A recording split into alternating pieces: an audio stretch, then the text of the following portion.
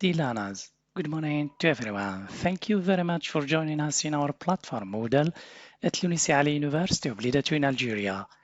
Today we are going to present our ninth lecture titled What is Insurance? So I have divided my ninth lecture into the following elements as follows: what is insurance, what are the main components of insurance, language activities including grammar, and finally assessment including quizzes, tests, exams. What is insurance? Insurance is a contract represented by a policy in which a policy holder receives financial protection or reimbursement against losses from an insurance company.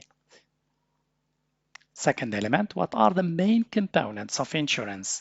Three components of any insurance type are the premium, policy limit, and the deductible. Third element, language activities, including grammar. So how to use lead? Lead is the simple past tense of to lead. It means you were put in a position to lead a group of people you work with. According to the Oxford Advanced Learners Dictionary, is to control a group of people, country, or situation. For example, Hassan has led many attacks over the years. Mohammed led many co-workers. Finally, and last elements, please learners, don't forget to take a look at your different types of assessment, including quizzes, tests, exams.